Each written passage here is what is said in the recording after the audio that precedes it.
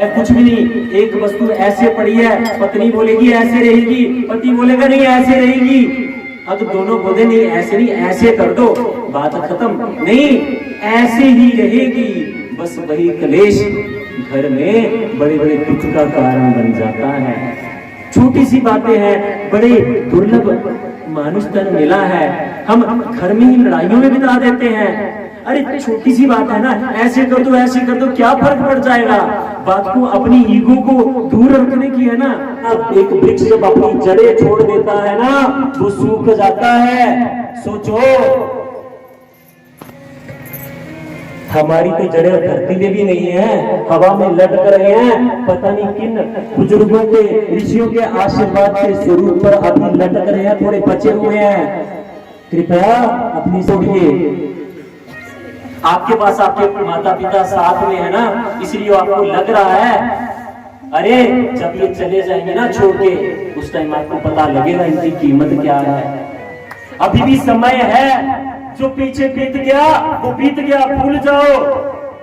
आज से संकल्प ले लो कि अपने माता, मंदिर नहीं आना माता छोड़ दो, नहीं जो जलानी मत जलाओ, लेकिन जबकि आपके माता पिता जब तक जिंदा है ना, उनकी सेवा कर लो।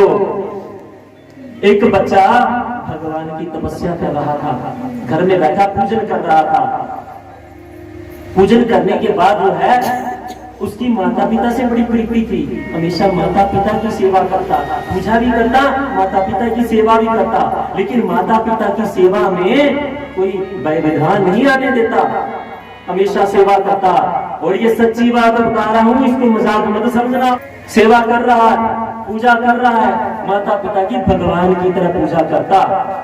कोई मंत्र नहीं, कोई तंत्र नहीं, कोई यंत्र नहीं, सिर्फ भगवान समझकर अपने माता पिता की सेवा करता था। एक दिन दरवाजा खटका, बहुत दिनों के बाद जब सेवा करते हो, काफी समय हो गया, तो दरवाजा खटका। अब अंदर से बोला कि कौन? कहते हैं मैं भगवान हूं। क्या कहते हैं? मैं भगवान हूं। कहते अच्छा, कहते दरवाजा खोलो। कहते भगवान जी अभी दरवाजा नहीं खोल सकता। कहते क्यों? कहते हैं मैं अपने माता पिता की सेवा कर रहा हूं। भगवान कहते हैं दरवाजा खोल, नहीं तो मैं चला जाऊंगा। वो कहते हैं कि जाना है प्रभु तो जाओ, लेकिन मैं माता पिता की सेवा कर रहा हूँ, इसलिए मैं दरवाजा खोलने के लिए बाहर नहीं आ सकता। सेवा में इतना समय लगेगा, अगर आप उनके इंतजार कर सकते हो तो करो, लेकिन मैं नहीं आ सकता। भगवान कहते हैं तो मैं जा रहा हूँ। कहते हैं प्रभु जाना है तो जाइए, लेकिन आए क्यों हो? कहते तुम्हारी सेवा से प्रसन्न होके आया हूँ। कहते हैं जिन माता देवा ने आपको यहाँ आने के लिए मजबूर कर दिया ना, तो उन माता पिता की सेवा आपको यहाँ 1.5 घंटा खड़ा रहने के लिए भी मजबूर कर सकती है। आप जा नहीं सकते।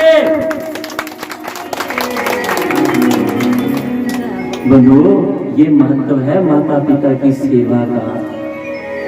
अरे काशी में एक व्यक्ति ने, ये भी सच्ची बात बता रहा हूँ, काशी में जाना, उस वहां पे जहाँ शमशान घाट बना हुआ है ना काशी का, काशी की फसल सबसे मशहूर है, प्रसिद्ध है। उसके ऑपोजिट में थोड़ी दूरी पर एक मंदिर है। वो मंदिर ऐसे टेढ़ा है, तिरछा है, आधा धरती में धसा हुआ है। वो क्यों धसा? एक व्यक्ति बड़ा प्रसिद्ध हुआ, कोई चला अपने माता पिता का ऋण उतार, मंदिर बनवाया, यज्ञ किया, और यज्ञ करने के बाद ब्राह्मण को कहता है इस मंदिर के लिए संकल्प। कहते हैं महाराज संकल्प किस चीज का? कहते हैं ये मंदिर बनाकर मैं अपने माता पिता के ऋण से ऋण होना चाहता हूँ, इसलिए ये ब्राह्मण मेरा संकल्प कराओ। ब्राह्मण कहता है कौन सी दुनिया में सोए हो? ऐसा कोई संकल्प नहीं हो सकता जो माता पिता के ऋण से ऋण कर दे। अच्छा, पर नहीं, ये संकल्प तो करवाना पड़ेगा, दक्षिणा तभी मिलेगी। अब ब्राह्मण ने सोचा कि इतना बड़ा यज्ञ किया, 10 ब्राह्मण बैठे, मुझे दक्षिणा नहीं देगा तो चल जाएगा, लेकिन जो 10 ब्राह्मण बैठे हैं, 7 दिनों के लिए बैठे हैं, इतना अमीर, इतना मैं भी नहीं हूं कि जो दक्षिणा दे दूं। मजबूर होकर ब्राह्मण जी ने अनमने मन से संकल्प भरवाने के लिए हाथ में जल दिया। और जब संकल्प आधा हुआ, अभी गोत्र नाम उच्चारण होना था कि मैं अपने माता पिता के ऋण से ऋण होने के लिए ये मंदिर का निर्माण कर रहा हूँ। अमुक गोत्र नाम बाद में आने थे।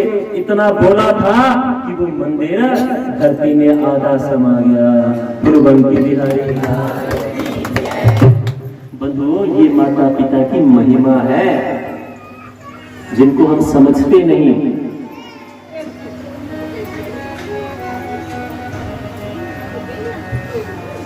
इसके बाद